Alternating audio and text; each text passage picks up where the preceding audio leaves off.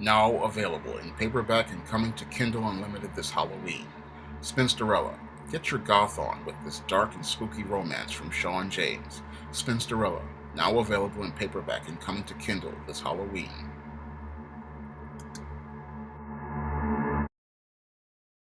There are reports stating that actress Halle Berry has decided to file for divorce from her husband, Oliver Martinez. Now, Oliver Martinez is Halle Berry's third husband in the last couple of years. But if we look at the bigger picture regarding Halle Berry's previous relationships, we see a pattern where there's clearly not something wrong with the husbands or the baby daddy, Gabriel Aubrey, but there's something wrong with Halle Berry herself. For a woman to have three failed marriages and a failed relationship with a baby daddy, there has to be something wrong with this woman. Now, many will say that Halle Berry is the most attractive woman and one of the most attractive black women in the world, and maybe possibly one of the most attractive women in the world, but there has to be something unappealing about her for these men to want to pick up and leave her. There has to be something very, very wrong for all these men, to pack up and leave. And what I see with this whole, pattern with Halle Berry is that it clearly shows me that men aren't going to get involved with a woman for her looks. That's just the surface. You have to have more than that. And it's clear to me that once you get past the surface with Halle Berry, most men are finding that there's something that they just can't put up with dealing with her. Now I've heard reports from your David Justice, from your Eric Benet, and even your Gabriel Aubrey that Halle Berry is extremely difficult to have a relationship with. And that, all three of them have pointed out that she tries to dominate the relationship, she tries to control the relationship, and she tries to make the men go into a submissive position. But no man is going to do that on God's earth. Again, the man is the head of the family, the man is God's natural leader, and no man is going to wind up putting himself into a submissive position at all. And what I think happens is that I looked at all of Halle Berry's relationships over time, and they seem to follow, a paradigm. There's this honeymoon period where everything is going good and everybody's all happy. Then, she gets married to these guys, and then, something happens during this period where I guess she shows her true colors, and over maybe 3 to 5 years, these guys get tired of it, and then they decide, it's time to get away from this woman. They get tired of being, put in these submissive positions. And I also notice a pattern with the guys that Halle Berry picks. She often picks men who she thinks she can probably dominate and make to be submissive.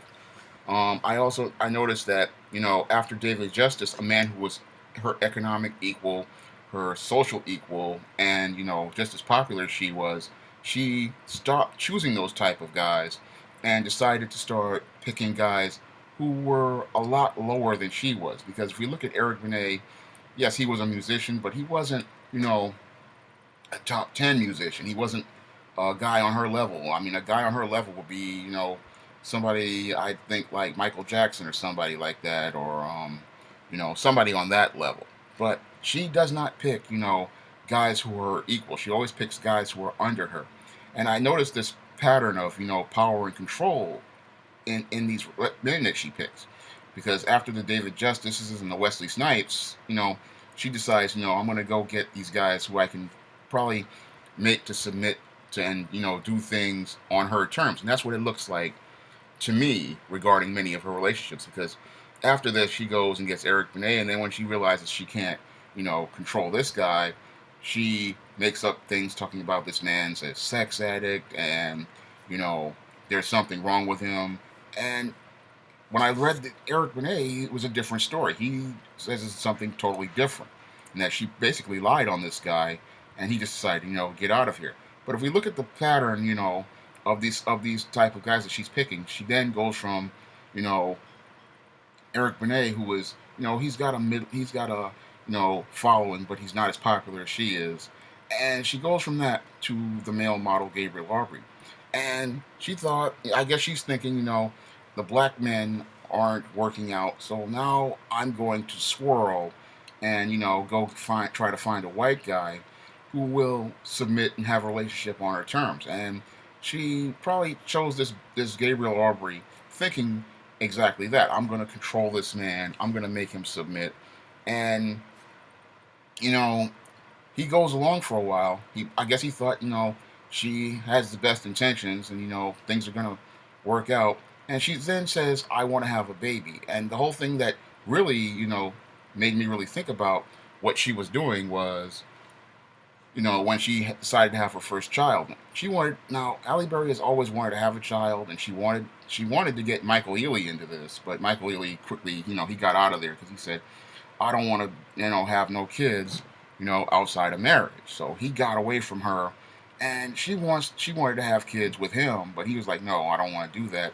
And I believe the reason why he didn't want to have kids with her because again, she wanted to have kids on her terms, and she wanted to, control the relationship, and probably use the child as leverage, to control him, and that's probably one of the reasons why he left her. Because we look at Michael Ealy, you know, he was with Halle Berry for about a hot minute, and then he just decided to go, and then she decides to get with this Gabriel Aubrey, and he decides, okay, I'll give you a kid on your terms, and that was really, the stupidest thing he ever could have done, because basically, when you do things on a woman's terms, they're never going to benefit you as a man.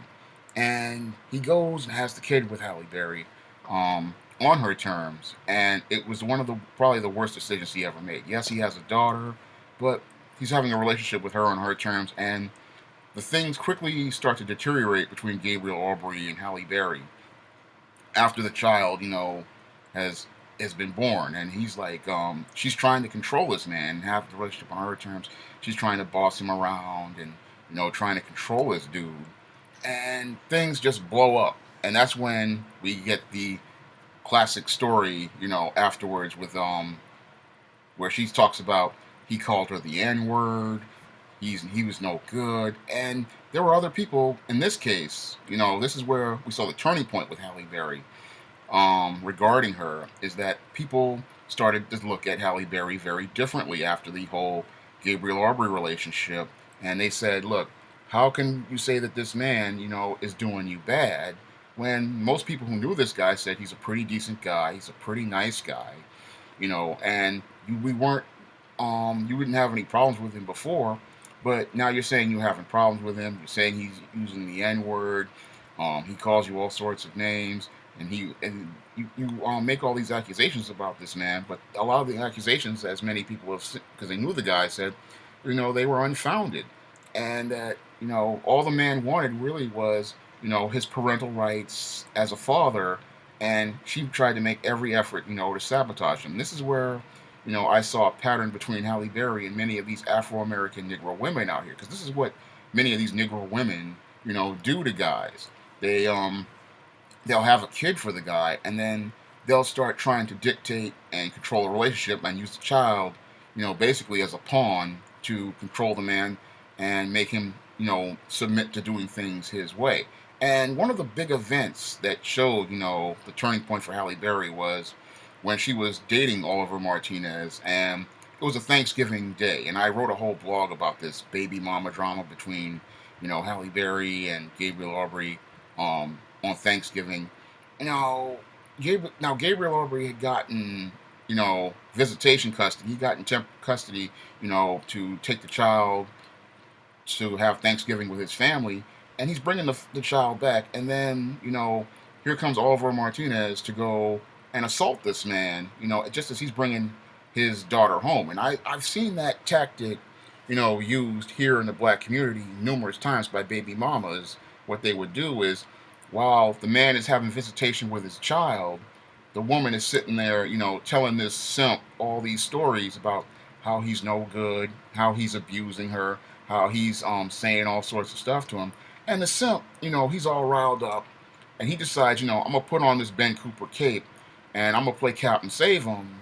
And what I'm gonna do is, when the baby daddy comes home with his child, I'm gonna confront this dude. And this is something that has happened many times, here in the South Bronx, and sadly, many times we've seen, child's fathers getting killed, or these child's boyfriends getting killed on the regular. And this is what happened, a couple years ago with Halle Berry.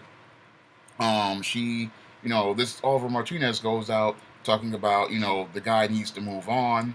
The guy, should just move on and stuff. And he beats up Gabriel Arbery. They get into a fist fight. Gabriel Arbery gets arrested, and Oliver Martinez, I think he gets arrested too. But eventually all the charges get dropped. But the truth starts to come out about Halle Berry and how manipulative she is, because again, this is a trick that many baby mamas use, to manipulate men and control them. And what happened to Oliver Martinez was he fell right into Halle Berry's hands. He pretty much showed how much of a simp he was by going along, and having a fist fight with this guy, because now she knows that she can control this guy. But Gabriel Arbery, for a white dude, he was pretty smart. And what he saw, I think he has enough critical thinking skills to understand that. Look, I'm as much as I'm trying to work with this woman and trying to reason with this woman, and trying to make this relationship be the best it can be for his daughter. He said, "Look, because in the beginning he was just like he just wanted visitation, so he decides, after this incident, he decides to go to court and establish his parental rights as a father. And after he establishes his rights as a parental father, he then goes and gets child support. And I've read this story, backwards and forwards, so I know what happened. So in the beginning, Gabriel Arbery was just gonna do what every old school black fathers used to do. They wouldn't go to court and stuff. They would just come in for visitation, off the books, and try to work with the woman. But when the woman is so bullying and so domineering, and after this incident with Oliver Martinez beating the crap out of him, he decides, you know what, I'm just going to establish my parental rights in the courts. I'm going to get stuff on paper, and that's how we going to do things from here on in. And because he decided to do things, on the books and on paper, he was able to get child support. Now, child support is not based on what a man, what a the father or the mother or gender, is based on income. And because Gabriel Arbery made less money than Halle Berry, you know he was entitled to child support, because child support, again, it's about maintaining the lifestyle of the child. It's about maintaining, taking care of the needs of the child. And a lot of people wanted to say, oh, Gabriel Arbery is emasculated, Gabriel Arbery was weak, and this wasn't the case at all. What this man was doing was, establishing his parental rights. And what the case was really showing was how equal and fair that the court systems were, because the father has equal rights, parental rights, just as much as the mother. But the way the media wanted to spin it was say that he wasn't a man for taking child support, but this was about the child and maintaining the lifestyle of the child. And that's what child support really was about. But we fast forward, from your Gabriel Arbery, and people seeing the truth, more and more about the truth about this Halle Berry and her dysfunctional you know life paradigm, to your Oliver Martinez. Now, your Oliver Martinez, again, as I said, is a simp. He fell for the bait with Halle Berry. He believed her narrative about being victimized by your Gabriel Arbery and being victimized by people in general, not looking at the trail of males and listening to their stories and hearing how consistent they were. Because if we listen to your David Justice, we listen to your Eric Benet, and your Gabriel Arbery, again, they all say the same thing about Halle Berry, that, she's domineering, she's a bully, she's controlling, and some of them even say that she, reeks of insecurity. So all three of these men saying the exact same things regarding this woman, pretty much give us a consistent pattern of, her character inside of a relationship. But this guy, Mr. Ripple and Cools, decides, I'm going to go marry this woman and, try to have a relationship with her. Not understanding that he was, messed up when he decided to go fight Aubrey, pretty much showing this woman that, he will submit to her and, do things on her terms, and that he was putty that could be easily manipulated. Now, in that phrase, he's easily manipulated, there's also some manipulation there, because this Oliver Martinez is a bit of a bum. He's a bit like, Joe Gillis from Sunset Boulevard. And I guess he thought, I'm going to use this rich female, to try to build myself up. And goes back to her dealing with these low seed, low grade dudes. And she thought she could, control him, and he thought, I'm going to use her to move myself ahead. Now, Oliver Martinez and Halle Berry decide, she decides she wants to have another child because the daughter is asking her to have another baby so she can have another kid to play with. And this is where, Halle Berry goes from bad to worse because now, instead of her just being a, dysfunctional baby mama, now she's a dysfunctional baby mama who has two kids by two different fathers. And she decides to have a son with Oliver Martinez. And I guess, things kind of coasted for a while, but things eventually have deteriorated to this point. And we look at Halle Berry right now, and this fits right in her pattern of behavior because I always notice that after a couple of years, these guys get tired of dealing with her. They get tired, I guess, of her bad attitude, her big mouth, being a bully, and then on top of it, the arguing, the fighting, and I guess Oliver Martinez said, you know what, there isn't enough rippling cools in the world for me to continue to deal with this dysfunctional female, and I just need to move on. Now, recently, Oliver Martinez, he got a job on a TV series, cable series somewhere, and I guess he figures, now that my money is okay, it's time for me to move on. But that only proves my point, regarding these Afro-American Negro women and swirling.